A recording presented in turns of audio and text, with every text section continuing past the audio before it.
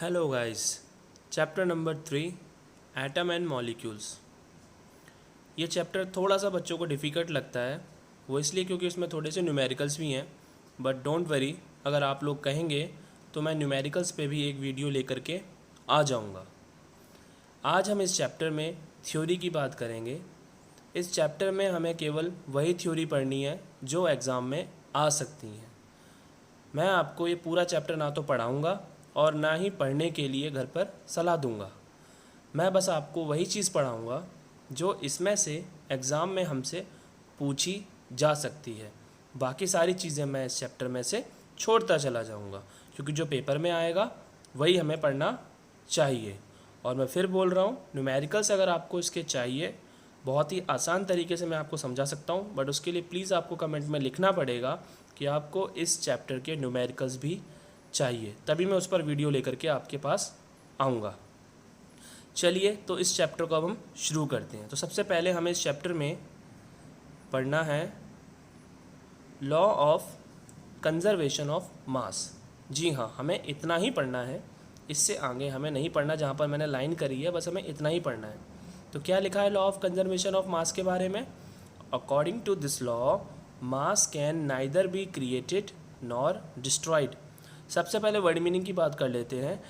Neither be created यानी ना तो बन सकता है, क्रिएट माने बनना, नाइदर बी क्रिएटेड ना तो बन सकता है, नॉर डिस्ट्रॉयड ना ही ख़त्म हो सकता है। और मास, मास का मतलब वैसे तो हिंदी में द्रव्यमान होता है, लेकिन मैं आपको यहाँ पर बता रहा हूँ कि आप मास को इस चैप्टर में वजन मान के चलिए, यानी वेट। अब आप ये मत सोचिए कि सर मास और वेट में तो डिफरेंस होता है, हमने लेसन नंबर 10 ग्रेविटेशन में पढ़ा था या पढ़ेंगे, वो अलग मैटर है। बस आप इस चैप्टर में प्लीज़ मान के चलिए कि मास माने वजन होता है।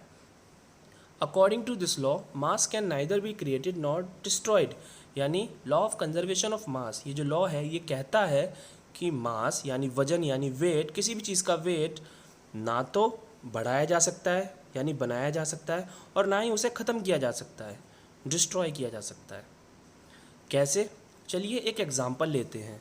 आप 5 लीटर दूध लीजिए, आप 5 लीटर मिल्क लीजिए, उसमें आप 2 लीटर पानी मिला दीजिए। 5 लीटर आपने दूध लिया, उसमें आपने 2 लीटर पानी मिला दिया। कितना आया टोटल? 7 लीटर। 7 लीटर क्यों आया? क्योंकि 5 लीटर उसमें दूध था यानी मिल्क था, और 2 लीटर जो उसमें था वाटर था यानी पानी था। तो 5 और 2 7 लीटर टोटल हमारा जो नया प्रोडक्ट बना दूध और पानी को मिलाने पे, वो 7 लीटर उसका वेट यानी मास रहा होगा। ऐसा तो नहीं हुआ ना कि 5 लीटर दूध और 2 लीटर पानी मिलाने पर 7 लीटर की जगह 6 लीटर आ गया हो, या 8 लीटर आ गया हो, या 3 लीटर आ गया हो, या 10 लीटर आ गया हो। नहीं, दोनों को ऐड करने पर एग्जैक्टली जितना आना चाहिए 7 लीटर उतना ही आया। तो इस ऐसा क्यों? क्योंकि ये लॉ ऑफ कंजर्वेशन ऑफ मास की वजह से हुआ, जो ये कहता है मास ना तो बन सकता है और ना ही घट सकता है। जितना है जिस चीज़ का मास उतना ही रहता है। जब आपने 5 लीटर दूध में 2 लीटर आपने पानी मिलाया है, तो मिलाने के बाद भी, पानी और दूध को मिलाने के बाद भी, दूध का जो वेट था 5 लीटर वो वही रहेगा, और पानी का जो वेट था यानी जो मास था 2 लीटर वो वही रहेगा। ना तो वो बढ़ा मिलने के बाद और ना ही वो घटा, जितना था उतना ही रहा। तभी हमारा आंसर एग्जैक्टली 7 लीटर आया है। आई होप सो आपको ये पॉइंट क्लियर हो गया होगा। आपको बस ये एक लाइन याद करना है, अगर पेपर में पूछता है तो आप ये लाइन लिख देना। चलिए गाइज, और कुछ नहीं पढ़ना, आगे चलते हैं। अब हम यहाँ पर अब हम पढ़ेंगे लॉ ऑफ कांस्टेंट प्रपोर्शन। जी हाँ, जो मैंने लाइन खींच दी है यही हमें पढ़ना है। पहले एक बार इंग्लिश में पढ़ लेते हैं। According to this law, a pure chemical compound always contain the same element combined together in the same proportion. यहाँ पर प्रपोर्शन का मतलब रेशियो है। क्या मतलब है यहाँ पे प्रपोर्शन का? रेशियो। प्रपोर्शन माने ratio. Okay, in the same proportion by mass irrespective of the fact from where the sample has been taken और from which procedure has it been produced. अब लिखना तो आपको एग्ज़ाम में यही पड़ेगा जो यहाँ पे लिखा हुआ है। जब भी पेपर में पूछेगा what is law of constant proportion, तो आपको ये पूरा लिखना पड़ेगा। लेकिन लिख आप तब पाओगे जब आपको इसका एग्जैक्ट मीनिंग पता हो। चलिए मैं आपको इसका मीनिंग बताता हूँ। आपको पता है वाटर का फॉर्मूला क्या होता है? H2O। ये वाटर का फॉर्मूला होता है H2O, यानी हाइड्रोजन और ऑक्सीजन को अगर हम मिलाते हैं तो क्या बनता है? वाटर बनता है। लेकिन कितने हाइड्रोजन मिलाने हैं, कितने ऑक्सीजन मिलाने हैं? तो देखिए आप फॉर्मूले में लिखा है H2O, उसका मतलब H कितने होने चाहिए? 2 H होने चाहिए। यानी हाइड्रोजन के जो एटम है वो कितने होने चाहिए? 2 होने चाहिए। और O के बाद तो कुछ नहीं लिखा ना, 1 2 3 4 कुछ भी नहीं लिखा O के बाद, तो 1 मान लेंगे। ऑक्सीजन का कितना एटम होना चाहिए? 1 होना चाहिए।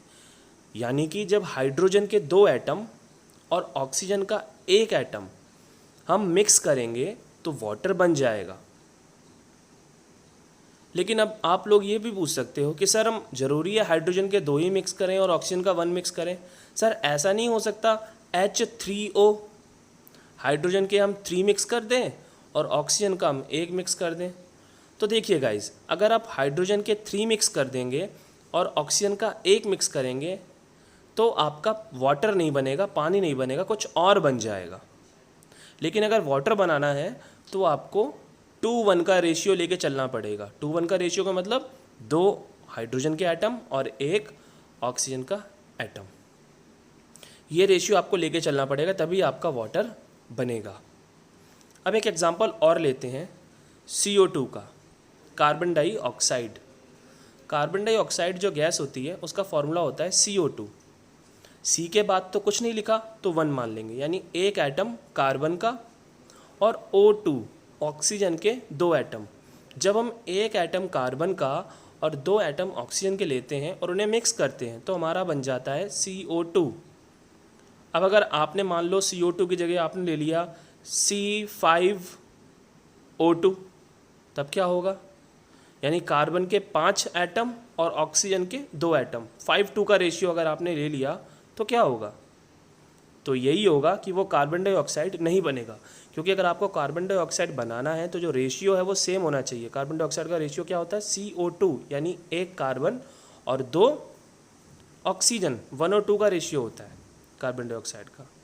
आप ऐसे समझ लीजिए, जब आपके घर में आपकी मम्मी या फिर आप लोग खुद खाना बनाते हो तो मान लीजिए किसी की फैमिली में 4 मेंबर होते हैं, किसी की में 6 मेंबर होते हैं, किसी की में 7 8 और भी हो सकते हैं, लेकिन एक फ़िक्स मेंबर होते हैं।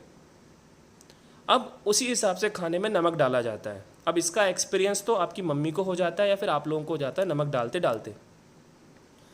तो आप उसी मात्रा में लगभग नमक डालते हैं ताकि आपकी सब्ज़ी में ना तो नमक ज़्यादा हो ना ही कम हो। अब अगर आपने नमक को 5-6 चम्मच भर के डाल दिया तो क्या होगा? ज़्यादा डाल दिया तो भी सब्ज़ी ख़राब, और अगर नमक आपने कम डाला तो भी सब्ज़ी ख़राब। हमें नमक उसी रेशियो में डालना पड़ेगा जो आप घर पे अपने डालते होंगे, 1 चम्मच, 1.5 चम्मच, 2 चम्मच के हिसाब से, जो आप डेली डालते होंगे। तो उसी तरह से वाटर का जो रेशियो होता है वो हर जगह सेम होता है, H2O।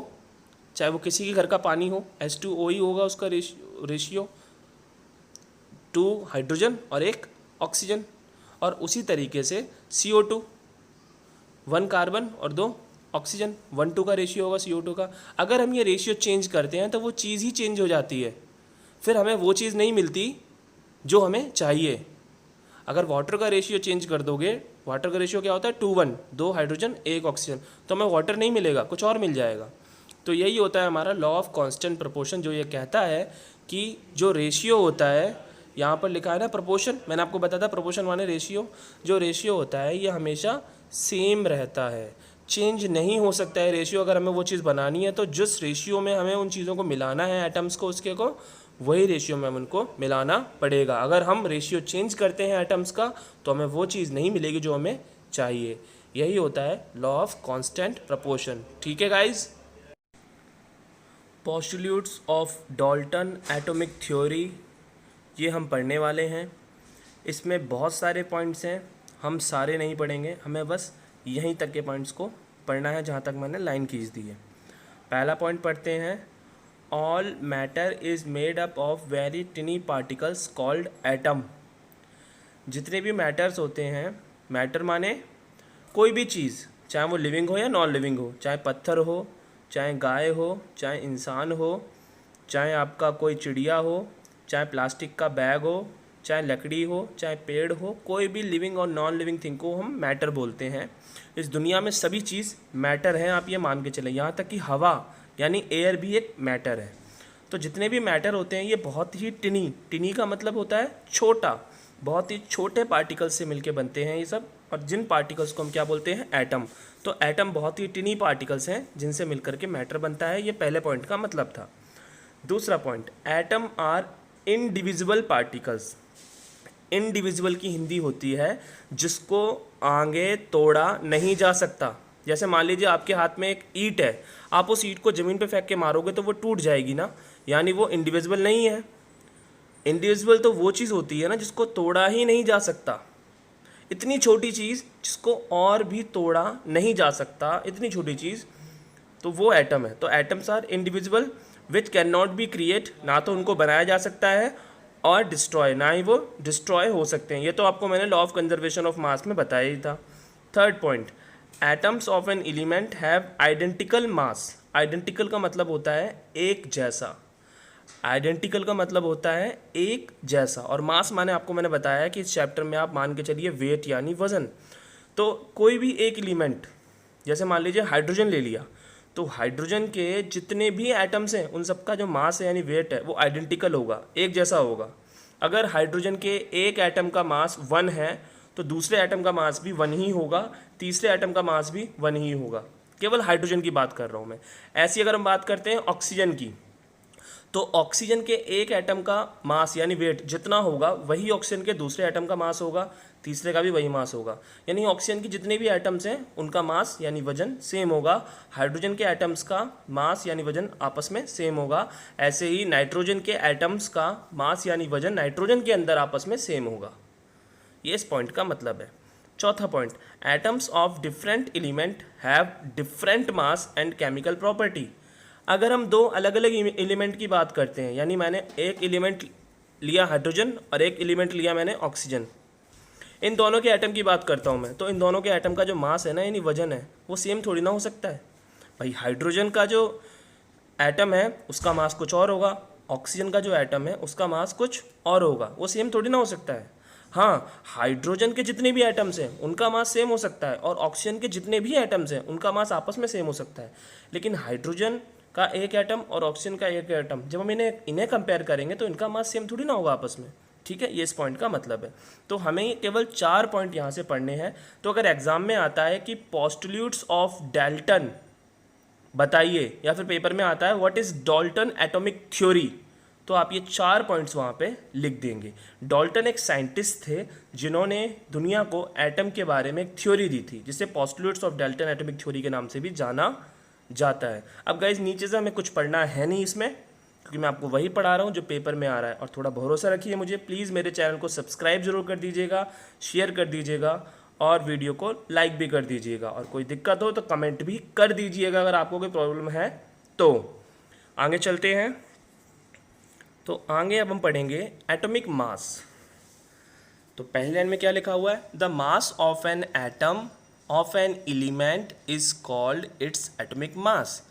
वैसे में यही लाइन पढ़नी है कि कोई भी एटम है, अभी आपको बताया था मैंने एटम क्या होता है, atom is टिनी particle of matter. कोई भी एटम है उसका जो मास होता है यानी उसका जो वजन होता है, क्योंकि कोई भी एटम है यार उसका भी तो एक वजन होगा ना, एक मास होगा ना, उसी को हम एटॉमिक मास कहते हैं। इसे रिप्रेजेंट किससे करते हैं, कैसे पता चलेगा एग्जाम में हमें कि यार ये तो एटॉमिक मास है, उसके पीछे U लिखा रहता है। क्या लिखा रहता है, U। जैसे अगर मान लीजिए पेपर में लिख करके आ गया 40U 65U, तो आप U माने आप समझ लीजिएगा कि अच्छा ये तो एटॉमिक मास है, बस आप समझ जाएंगे कि एटॉमिक मास जो होता है उसके पीछे U लिखा रहता है। अब अगर आपको कुछ एटॉमिक मास याद करने हैं पेपर के लिए तो वो ये टेबल है, इस टेबल से आप वो एटॉमिक मास याद कर सकते हैं। जैसे हाइड्रोजन का 1U लिखा हुआ है, कार्बन का 12U लिखा हुआ है, ये याद करना ज़रूरी है। पेपर में न्यूमेरिकल्स जब हम करते हैं तो इनकी हमें ज़रूरत पड़ती है, और न्यूमेरिकल्स के लिए अगर वीडियो चाहिए तो कमेंट मुझे ज़रूर चाहिए आप लोगों से, तभी मैं उसके लिए वीडियो बनाऊँगा। और सब्सक्राइब माई चैनल आल्सो। अब हम बात करते हैं यहाँ पर एटॉमिक मास यूनिट की। देखिए गाइस, ये पूरी लाइन जो है आपको याद करनी है एटॉमिक मास यूनिट की। इसका कोई मीनिंग नहीं है दरअसल इस लाइन का। ये जो फॉर्मूला नीचे लिखा हुआ है, इसी फॉर्मूले से ये डेफिनेशन बना दी गई है। तो आप तो बस इस लाइन को रट लेना प्लीज़, मेरा आपसे निवेदन है ये, क्योंकि ये आपके समझ में आएगा नहीं, क्योंकि यहाँ पे फॉर्मूला लिखा पड़ा है बाकायदा, उसी से वो डेफिनेशन बना दी गई है। तो इस डेफिनेशन की कोई यहाँ पे मीनिंग नहीं बनती है कि एटॉमिक मास यूनिट क्या होता है। ओके, तो आप ये याद कर लेना प्लीज़, लेकिन ये पेपर में आ सकता है तो लर्न कर लेना। अब आगे चलते हैं। अब हम बात करते हैं मॉलिक्यूल्स। ये मॉलिक्यूल्स क्या होता है, तो इसमें हमें केवल ये वाली लाइन पढ़नी है जो पहली लाइन है। A molecule is a group of 2 or more atoms which are chemically bonded which each other. यानी जब हम दो एटम, एक एटम नहीं, दो या दो से ज़्यादा, 3, 4, 5, 6, इन एटम्स को जब हम कंबाइंड करते हैं, आपस में मिक्स करते हैं, तो हमारा बनता है मॉलिक्यूल। जब हम एक एटम नहीं, 2, 3, 4, 5, 6, 10, 50, 100 जितने भी एटम्स हैं, एक नहीं एक से ज़्यादा को जब हम मिक्स करते हैं एटम्स को, तो हमारा बनता है मॉलिक्यूल। अब गाइस क्वेश्चन आप तो नहीं पूछोगे, लेकिन मैं बताना चाहता हूँ कि एटम्स को हम कौन से वाले एटम्स को मिक्स करते हैं। जैसे मान लीजिए, क्या हम केवल हाइड्रोजन के ही एटम्स को मिक्स करेंगे आपस में, या फिर हम केवल ऑक्सीजन के एटम्स को ही मिक्स करेंगे आपस में। जैसे मान लीजिए मैंने लिख दिया O8, O8 का मतलब ऑक्सीजन के 8 एटम, या फिर मैंने लिख दिया O3, ऑक्सीजन के 3 एटम। तो जैसे मैंने ऑक्सीजन के 8 एटम्स थे, इसमें सारे एटम्स जो है वो ऑक्सीजन के ही हैं, O8 लिखा पड़ा है। ऐसे ही O3 में 3 एटम है, ये तीनों एटम भी ऑक्सीजन के ही हैं, तभी यहाँ पे O3 लिखा पड़ा है। अब देखने पर तो O8 और O3 ये दोनों ही मॉलिक्यूल हैं, क्योंकि जब भी एक एटम से ज़्यादा एटम को हम लेते हैं, 2, 3, 4, 5, 6 जितने भी हम चाहिए, तो उनको हम मॉलिक्यूल बोलते हैं। तो देखने में तो O8 और O3 ये दोनों ही मॉलिक्यूल हैं। अब एक एग्जाम्पल और लेते हैं, H2O। देखिए यहाँ पर हाइड्रोजन के 2 एटम हो गए और एक ऑक्सीजन का हो गया, टोटल कितने एटम हो गए, 3 एटम हो गए। ऐसे हम एक एग्जाम्पल और भी लेते हैं, CO2। यहाँ पर कार्बन का 1 एटम हो गया और ऑक्सीजन के 2 एटम हो गए, 3 एटम यहाँ पर भी हो गए। तो देखने में तो H2O और CO2 ये भी हमारे मॉलिक्यूल हैं, क्योंकि इनमें भी एक से ज़्यादा एटम है, लेकिन दोनों में अंतर है। कैसे, देखिए मैंने आपको 4 चीज़ें यहाँ बताई हुई हैं, O8, O3, H2O, CO2, ये चारों ही मॉलिक्यूल हैं। और भी हो सकते हैं मॉलिक्यूल के एग्जाम्पल, मैंने 4 ही लिए हैं। यानी कोई भी वो चीज़ जिसमें एक से ज़्यादा एटम होते हैं उसे हम मॉलिक्यूल कहते हैं। तो मैंने यहाँ पर 4 एग्जाम्पल लिए हैं मॉलिक्यूल के, ये चारों ही मॉलिक्यूल हैं। लेकिन इनमें से जो 2 मॉलिक्यूल्स हैं, O3 और O8, वो तो ऐसे हैं जो कि एक ही एटम से बने हुए हैं, केवल OO से। और बाकी के 2 लिए मैंने H2O और CO2। इनमें क्या है, एक में H है और O दोनों है, और एक में C है और O ये दोनों है। यानी अलग अलग एलिमेंट्स हैं, H और O, C और O अलग अलग एलिमेंट्स हैं। और पहले वाले में O8, O3 सेम एलिमेंट्स हैं। तो अगर सेम एलिमेंट्स के एटम से हम मॉलिक्यूल बनाते हैं, अगर हम सेम एलिमेंट्स के एटम से मॉलिक्यूल बनाते हैं O3, O8, तो ऐसे मॉलिक्यूल्स को क्या बोलते हैं हम, होमो एटॉमिक मॉलिक्यूल्स। ठीक है। और अगर हम डिफरेंट टाइप के एलिमेंट्स के एटम्स को लेते हैं, डिफरेंट टाइप, अगर हम अलग अलग टाइप्स के एलिमेंट्स के एटम्स को लेते हैं और फिर हम मॉलिक्यूल बनाते हैं, जैसे H2O, CO2, है ना, तो उसे बोलते हैं हेट्रो एटॉमिक मॉलिक्यूल्स या कंपाउंड्स। क्लियर हो गया गाइस आपको? जहाँ भी दिक्कत हुआ करे वीडियो आप रिवाइंड करके देख लिया करो। चलिए अब हम आगे चलते हैं। तो आगे अब हम बात करते हैं व्हाट इज एटोमिसिटी। तो ये लाइन याद करनी है, the number of atoms present in one molecule of an element is called its atomicity. यानी किसी भी मॉलिक्यूल में जितने एटम टोटल होते हैं वो एटोमिसिटी कहलाती है उस मॉलिक्यूल की। फॉर एग्जांपल H2O जो है उसमें 2 हाइड्रोजन के एटम हो गए, 1 ऑक्सीजन का, टोटल कितने एटम हो गए, 3। तो H2O जो है उसकी जो एटोमिसिटी है वो कितनी हो गई, 3। ठीक है। ऐसे ही CO2, C कितना हो गया, 1, O कितने हो गए, 2, टोटल कितना हो गया, 3। तो CO2 जो मॉलिक्यूल है इसकी जो एटोमिसिटी है वो कितनी हो गई, 3। ज़रूरी नहीं हम ये 3 ही लिखें, हम कोई और भी एग्जांपल ले लेते हैं। जैसे मान लीजिए मैंने ले लिया C6H12O6, ये एक मैंने फॉर्मूला ले लिया है, C6H12O6। अब टोटल हम जोड़ेंगे तो हमारे होते हैं 24, 6 + 12 + 6 24। तो ये 24 एटोमिसिटी हो गई है हमारी इस मॉलिक्यूल की C6H12O6। इसकी जो एटोमिसिटी है वो 24 हो गई, यानी टोटल जितने भी एटम्स होते हैं एक मॉलिक्यूल में उनको ऐड कर लेते हैं तो उसकी एटोमिसिटी आ जाती है। ओके गाइज, उसके बाद अब हमारा यहाँ पर एक डेफिनेशन है मॉलिक्यूलर मास, तो ये लाइन हमें याद करनी है इसके लिए। It is a sum of atomic mass of all the atoms in a molecule of a substance. यानी कि मॉलिक्यूल आपको पता है एक से ज़्यादा एटम्स से बनता है। ओके, मॉलिक्यूल एक से ज़्यादा एटम से बनता है, 2 एटम, 3 एटम, 4 एटम, इस तरह से एटम्स को जब जोड़ते हैं तो मॉलिक्यूल बनता है। यानी मॉलिक्यूल में एक से ज़्यादा एटम होते हैं, तो एक मॉलिक्यूल में जितने भी एटम होते हैं उन सभी एटम्स का आप वेट ले लो। क्या ले लो? वेट यानी मास। एक मॉलिक्यूल में जितने भी एटम्स हैं उन सभी एटम्स का वेट ले लो यानी मास ले लो और उसको ऐड कर दो, तो आपका मॉलिक्यूलर मास निकल जाएगा। तो एक मॉलिक्यूल में जितने भी एटम्स होते हैं उनका जो वेट होता है, उनका जो मास होता है, उन सबको जब हम ऐड कर देते हैं, जितने भी एटम्स होते हैं उनके सारे वेट को यानी मास को जब हम ऐड कर देते हैं तो हमारा मॉलिक्यूलर मास निकल आता है। Is that clear? चलिए, फिर यहाँ पर है फॉर्मूला यूनिट मास। ये लाइन आपको याद करना पड़ेगा, वो आप याद कर लेना क्योंकि इसमें समझाने के लिए कुछ भी नहीं है। It is a sum of atomic mass of ions and atoms present in formula for a compound. तो आप ये याद कर लेना। ओके गाइज, ये आपको याद करना पड़ेगा क्योंकि मैं आपको ये समझा नहीं सकता, ये आपको याद ही करना पड़ेगा क्योंकि इस चैप्टर में कुछ चीज़ें ऐसी हैं, ट्रस्ट मी, जो आपको याद ही करनी पड़ेंगी। ओके, और जो जो समझाने लायक चीज़ें थी वो मैं आपको समझाता चला जा रहा हूँ। अब देखिए आगे क्या है, ये सब तो न्यूमेरिकल्स हैं, आप कहेंगे तो वीडियो बन जाएगी। आयंस क्या होते हैं यार? जब भी हम किसी भी एलिमेंट को प्लस या माइनस के साइन के साथ लिखते हैं ना तो वो आयंस कहलाता है। जैसे आपको पता है सबको कि सोडियम जो होता है उसको हम Na करके लिखते हैं। अब अगर हम Na के साथ प्लस या माइनस लगा देंगे, वैसे प्लस लगता है उसके साथ में, तो वो हमारा आयन कहलाएगा। ऐसे ही आप सबको पता है क्लोरीन, जिसे हम Cl लिखते हैं, क्लोरीन यानी क्लोराइड, जिसे हम Cl लिखते हैं, तो अगर हम उसके साथ में प्लस या माइनस लगा देंगे तो वो आयन कहलाएगा कि वो क्लोराइड का आयन है। ऐसे ही अगर हम मैग्नीशियम की बात करें Mg, उसके साथ अगर हम प्लस या माइनस लगा देंगे तो हम बोलेंगे ये मैग्नीशियम का आयन है। तो आयन कुछ और नहीं, एटम्स के साथ जब हम उनके चार्ज लगा देते हैं, नेगेटिव या पॉजिटिव चार्ज जब हम किसी एटम्स के साथ लगा देते हैं तो वो कहलाता है आयंस। यानी किसी भी एटम के साथ, जैसे मैग्नीशियम का एटम Mg, सोडियम का एटम Na, जब हम इनके साथ नेगेटिव या पॉजिटिव चार्ज लगा देते हैं, लिख के दिखा देते हैं पॉजिटिव या नेगेटिव ये क्या है, तो फिर हम उसको उसका एटम कहते हैं। फिर वो मैग्नीशियम नहीं, फिर वो मैग्नीशियम का एटम कहलाएगा। फिर वो सोडियम नहीं, फिर वो सोडियम का फिर वो मैग्नीशियम नहीं, फिर वो मैग्नीशियम का आयन कहलाएगा।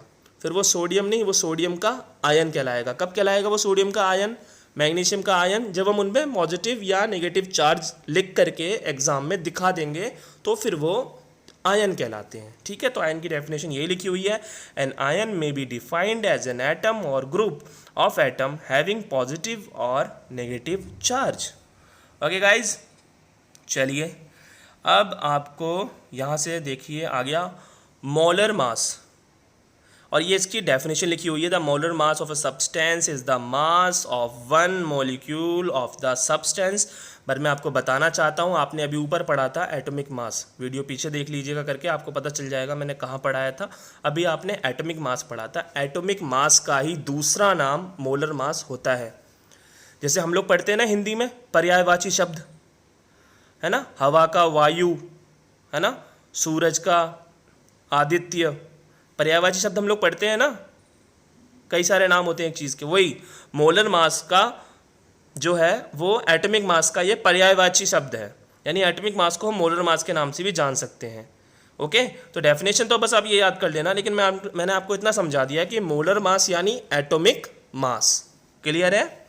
चलिए अब हमें इस चैप्टर में कुछ भी नहीं पढ़ना, चैप्टर आपका ख़त्म हो गया है गाइज। ये न्यूमेरिकल्स चाहिए तो कमेंट करिए, चैनल को सब्सक्राइब करिए, शेयर करिए वीडियो को, और प्लीज़ मुझे सपोर्ट करिए।